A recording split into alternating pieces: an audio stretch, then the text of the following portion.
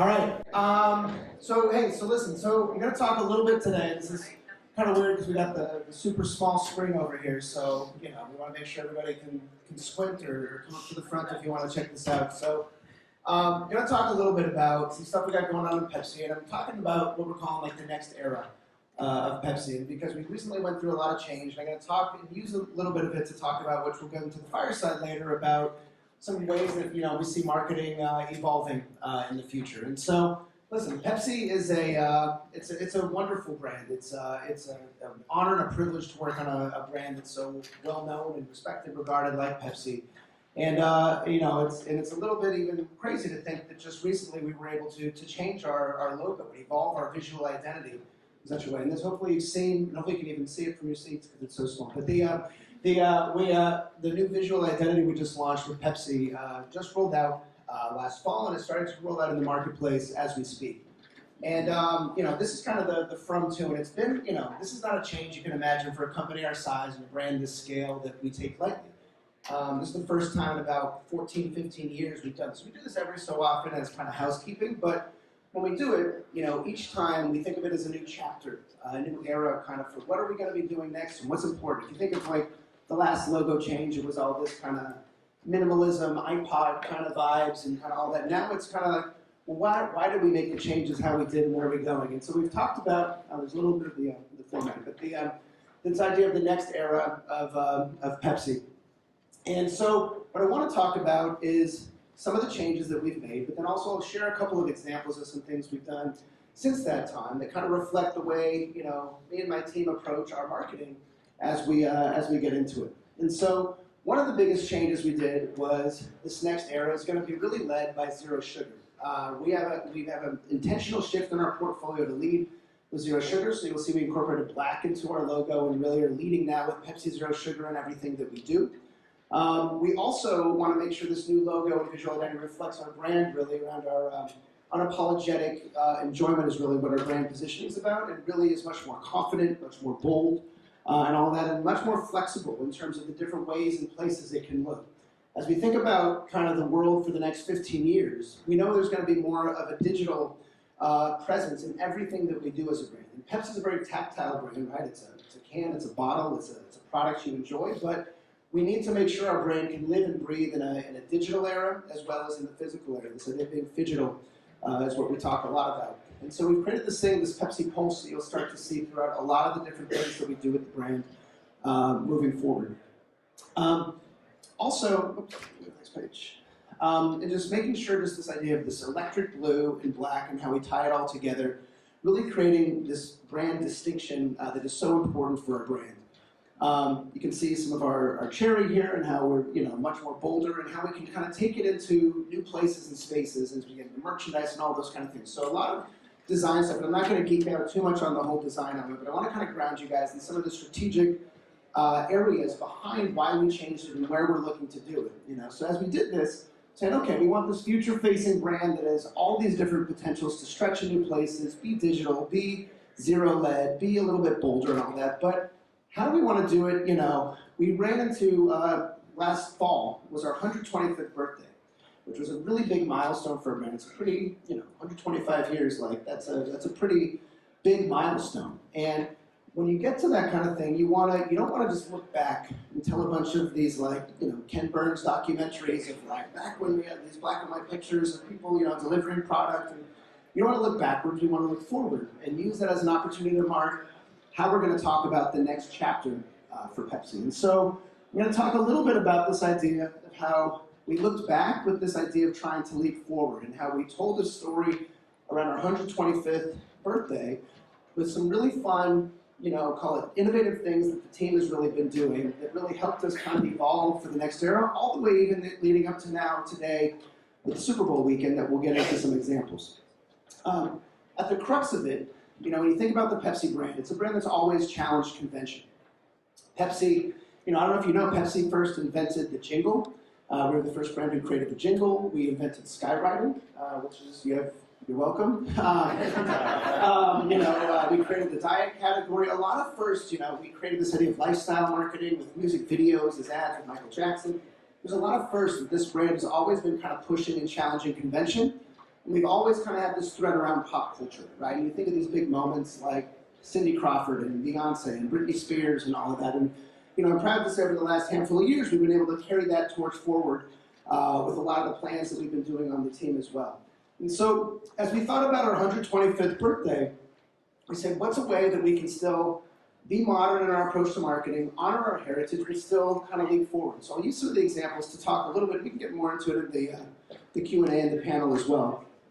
But how we approach a lot of our different areas of the marketing mix, because we have a range of different things that we do that are a little bit different from how we buy media to how we view content to a whole range of things. So first, our media team, I'm convinced is the best in the business because we actually, we look at our media less around kind of spots and dots and buying reach, but this idea of going from media buying to media partnerships. We do an amazing job, I think, as a company of really partnering with people. This is an example of how we partnered with People Magazine to really do, cover their editorial articles about us and all of that. You can see with the VMAs, we integrated, into the content on the MTV VMAs, bringing back, Britney Spears and Madonna and making sure that they were honored on the VMAs as an integration with these ads that we ran. So there's really a lot of fun that we can do by deepening our relationships with media partners. Another thing we've done is this idea of, I call it like making content, not ads, right? At the end of the day, consumers are spending their time in so many different places. They're so fickle with their time nowadays that you want to make content that they come to you and they want to see and engage with your content rather than, an ad that you just kind of cram down their face. So this is an example of something we brought back. Shaquille O'Neal, who was one of the oldest PepsiCo kind of partners from over the years. We've done a ton of stuff with him in the 90s, and he's just a great brand advocate. But we wanted to do a different take, and mini cans is kind of a very important product for us in the future of where our category is going. And so rather than just do an ad with him kind of honking mini cans, we built some really fun, engaging content. So I'm going to show you a quick video where we reimagined one of my favorite songs, a Skilo song called I Wish. So why don't you check it out. I got it.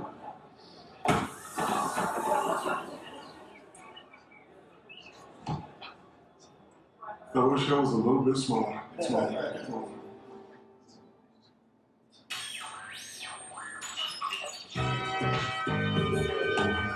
a hot one out there today, so chill out with a nice cold Pepsi in this new track for all those tall kids. Hello? I wish I was a little bit smaller, a mini shack baller. I wouldn't have to yell when I talk to a toddler. I wish I had more leg room on a plane or a train that's as tough when you taller. I wish I was like 5'4", cause when I put my jaw through, it could just fit through almost any door. And when I get into bed, stretching out my legs, I don't get no sleep. My ankles dangle off the head, and unless we playing basketball, I might be last to be picked, the gymnastics never picked it off. Dad, I'll be a billionaire if I had a dime every time I heard I was a winner up there. Guess what? I said I'd be sick to stand in the front row whenever I'm taking a group pic. They tell me scat, skills, come on, get to the back, Shaq. But in fact, How you gonna see my trip like that? it's a tease and a shame. I try to play hide and seek, I lose every single game. I wish I had my way. Everything would be the right size, not too big and not my size. You know what's on the real? This big man sits a mini can with the snacker with a meal. Yeah, I shop it big and tall. But when it comes to my Pepsi, I like to keep it nice and small. A soft drink for your pocket. So light and reflection, one sip, don't knock it. Mr. O'Neal.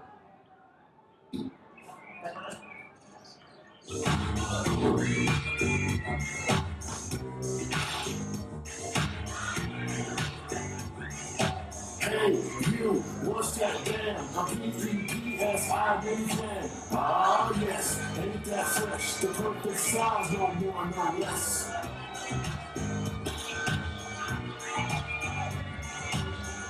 So the next time you have to check out line, grab some Pepsi minis, but get your own. Cause these are all mine. Don't even think about it. This is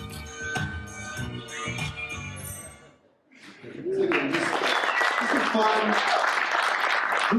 Who doesn't like Shaq? I mean, look at that smile. He's just a bundle of fun, that guy. But listen, it's that was one just with the team. We had so much fun pulling that together, and just again, it's this idea of creating a longer form piece of content that people would really seek out, and the thing just really took off and did tremendously well. Another example of a kind of way that we use this 125 moment to reflect back on a new approach to our brand building is, aside from creating content on ads, this idea of building brand experiences.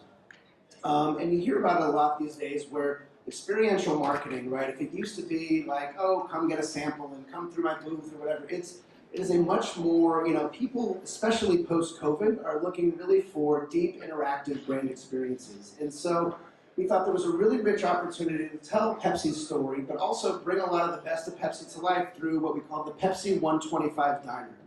We actually created a pop-up diner that was fully functional in Manhattan for about 10 days, and the results were just off the charts. It brought the best of our music, our brand, our culinary, all this stuff together. And I'm going to show you a quick video that kind of shows a little bit about how it all came together, takes you on a peek inside of it, and some of the results. But it was just, again, this idea of building an experience that, even though a select few were able to go to it, kind of could ripple to so many, many more and really talk about where we're taking the brand moving forward. So why don't you take a look at this. Pepsi has always had a deep connection to American diner culture.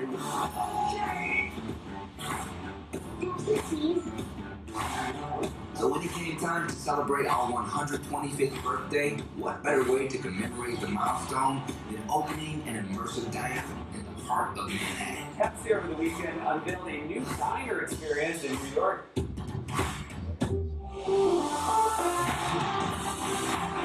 The hype was real. Tickets sold out in less than an hour, and with a wait list of over 18,000 people, it was clear the Big Apple couldn't wait to experience the Pepsi 125 Diner. Attendees were greeted with the famous Pepsi challenge from the 1970s. Now we'll pick this up and tell you which way to go. Ensuring that only the most loyal Pepsi fans were granted entrance. Inside, an immersive tunnel transported guests back to Pepsi's historic roots and intimate connection to diner culture.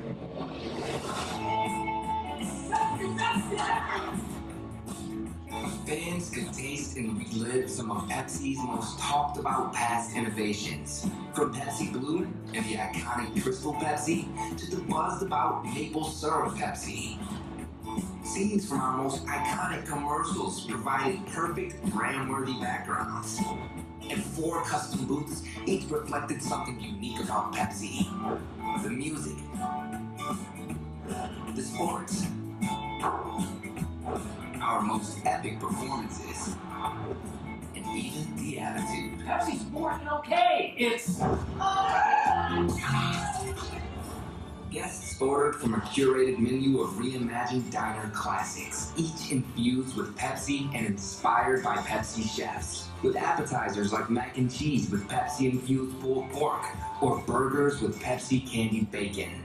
Where consumers could top it with the viral sensation, Pepsi Cola Chub. All the way to indulgent desserts, like the controversial Pilk Float. The sinfully delicious combination of Pepsi and milk, topped with an unapologetic scoop of ice cream. For those that wanted to spruce up their night, Pepsi-infused cocktails hit the spot. It's time for Pepsi pop culture trivia. As fans enjoyed their 3-course meal, they engaged in entertainment from Pepsi trivia, to showing some of Pepsi's most famous commercials, to surprise pop-ins from past Pepsi celebs, to even ordering custom merchandise directly to their table. By showcasing Pepsi's rich history, celebrating its connection to food and diner culture, and deepening brand love with its most loyal customers, the Pepsi Diner proved to be a massive success.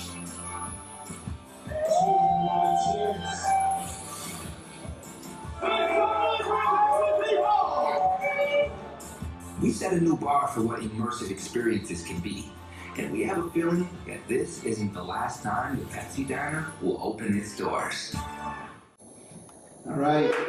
So you can see this is a space that you're going to start to see a lot more from us in the future, as I think this is kind of where a lot of these going deep to go broad is kind of a new approach, right? As everybody has a phone, everybody has kind of FOMO wanting to participate in these experiences, but this was a great kind of, call it concept car test for us to really get our feet wet in the space, do a lot. You'll see a lot of us also doing more with Pepsi and food and kind of how we bring culinary into the mix and whatnot. So a lot of really fun stuff there with the Pepsi Diner. And so then as we kind of look at the end of next year, we say, okay, well now we're coming around, we're all here in Las Vegas for the Super Bowl. How do we continue to usher in that next era of Pepsi, you know, at a place like the Super Bowl, especially in a city like Las Vegas? And you've all probably coming into town, seen across the airport and all that, this idea of coming into the Sin City, welcome to Sip City, and bringing that Pepsi pulse or visual identity that, you know, we're not shy about letting everybody know that we're the official partner of the Super Bowl and that we're in town and all that stuff. But when you think about Pepsi, you know, Vegas has always been a Pepsi town. A lot of the hotels are Pepsi pours. And so we wanted to kind of flex that a little bit for everybody. And so we took over the Sphere, which I'm sure, you've seen and heard quite a bit about the Sphere. Hopefully you've seen here. You can see it right out the window here from the Wynn. You know, and so we're actually partners with the Sphere, and we've done a great partnership with them to really just you know, get our brand out there in an interesting way, which I'll come back to in a little bit. But right now, one of the big focuses for us on the brand is around Pepsi Wild Cherry, right? And Wild Cherry is really a huge growth platform for us. A ton of consumers really coming into the space, millennial consumers and specifically. And we really wanted to do more. We just launched this big campaign around the NFL playoffs called Get Wild. And it's just a really fun way, a fun take on how millennials really get wild a little bit differently today than you know, maybe you or I may have done in another time. And so as you think about this idea of getting wild, when we think about Las Vegas, well, Las Vegas, is there anything really wilder than, you know, Las Vegas already is probably one of the wildest places. And then you think of Super Bowl in Las Vegas, it's just, I mean, you're the brave souls who are here for these couple days. You know, if you're going to brave it out for the weekend, you know, God help us. It's going to be, I know, an interesting few days, I think, for everybody. But, you know, this is a place where you can actually get wild. And so we thought there was a lot of fun we could have of, you know, we think this idea of what happens in Vegas, is it really going to stay in Vegas? And what I mean by that is you in this room are the select few who are at Las Vegas for the Super Bowl, and the vast majority of people are not. And there's, you know, when the Super Bowl's in Indianapolis or in Arizona, of course there's FOMO, it's the Super Bowl, but I think the FOMO around this weekend and the events and all the stuff that's going to happen around is going to be at an all-time high. And so we said, couldn't Pepsi play an interesting role to tell that story, you know, back to this idea of going deep to go broad? How can we tell that story to all the people out there of what's happening? And we know our consumers, they spend their time about 3 hours a day around these three platforms. Instagram, TikTok, and YouTube is where they are constantly getting information, they're constantly looking, and I think there's going to be a heightened sense of what they're doing over the next few days, given all the stuff going on and all the parties, all the who's who. Is Taylor Swift going to make it to town from Japan? Is all the stuff, right? And so we said, why don't we kind of lean into that and build something from the ground up around that? And so we've really shifted our approach from focusing on game day itself to really focusing on people's social feed, you know, all weekend long, from the big screen to social feeds, from this idea of creating an ad to really partnering with creators. And, you know, we've talked a lot about the creator economy as another future-facing part of where marketing is going. But when you think about it, a Super Bowl spot reaches 115 million viewers. Between all the creators that we're partnering with and all the different people on social, we're going to be reaching about 600 million followers throughout a lot of the stuff we're doing, just from a different kind of pivot in our approach. And so one of the first things we've done is we partnered with this guy, Zach King, and hopefully you guys have all seen Zach King. He's a good follow. If you don't know Zach, I follow him on TikTok, but he's like a illusionist, is probably the way I would describe it. And he does these really fun, quick hit videos. He himself has 146 million followers across his platforms, and you can see the buy that we did on the Sphere. We said, rather than just do a buy on the Sphere like everybody else, and, you know, people in Las Vegas could see it and see our logo, and it looks beautiful, of course, we said, could we use the Sphere as a prop and do something a little bit more interesting and dynamic and give that brief to Zach King and say, what could you do with it? And so I'm going to show a video of what Zach King did around Wild Cherry, how he actually turned the Sphere into a cherry and drank from it. So why don't we take a look? Oh, man. Oh, hey, can I get some? Sure. Oh. Here you go. Oh. Thanks. So again, just a very simple social video, again, very endemic to his channel, how he kind of interacts with stuff. But the thing is really, really taken off as, you know, this was, I think it's probably much more, that was 17 million viewers, I think, a couple days ago. It's probably closer to 20 right now in terms of how it's just taking off. And again, it was also a great way for us to announce our partnership with the Sphere. We have the pouring rights at the Sphere, and it's just a fun, different take, and it's really started to kind of permeate across social media, which we're really, really excited about. The other thing, in addition to Zach, you might know this guy. Do you know Kabe Lame? If you don't know him, he goes like this. So Kabe is the #1 most followed person on TikTok. He has 250 million followers across his socials himself, and he is just a phenomenon. And if you know him, he's from Italy. He doesn't really speak that much in his content, and he kind of has this performance where he kind of like, you know, talks about the absurdity of stuff and does this like shrug or whatever. And so he's never been to Las Vegas. He's never been to a Super Bowl. And we said, well, what could be more absurd than Super Bowl weekend in Las Vegas? And so we're hosting him here throughout the weekend for what we're calling Cabby's Wild Weekend. And we're going to be bringing him to all sorts of fun Pepsi experiences. Yesterday he was with C.J. Stroud, the Pepsi Rookie of the Year. He's you know, going to be hanging out with Shaq and Guy Fieri and the tailgate and doing all sorts of fun things throughout the weekend and posting throughout as our correspondent on site, again, from the ground up to engage consumers and bring a taste of Vegas to a lot of fans. You can see a lot of the stuff he'll be doing. We have a pop-up of the Pepsi Diner happening out here as well that he'll be out at, as well as a really big tailgate. I'd encourage you guys to swing by on Sunday with Guy Fieri called the Flavortown Tailgate That's Better with Pepsi, which is going to be a really fun, consumer-focused tailgate that we're doing with Guy Fieri. And with it all, the last thing we're doing is we're also going to be having the wildest after party after the Super Bowl. You know, building a skate rink. I don't know if you guys have seen with Usher and all this stuff. He's a big like roller skate guy and everything. And so we're building a skate rink here at the Wynn as part of the official after party. And just so you know, no, you cannot get tickets. But it is, it's going to be a whole lot of fun and just a really fun way for a brand to show up in a unique and different place. So at the end of the day, you know, we're doing a lot of things. As we've always done at Pepsi, kind of challenging, pushing, trying new things. Just wanted to share a couple of the quick pieces of work and examples we're doing.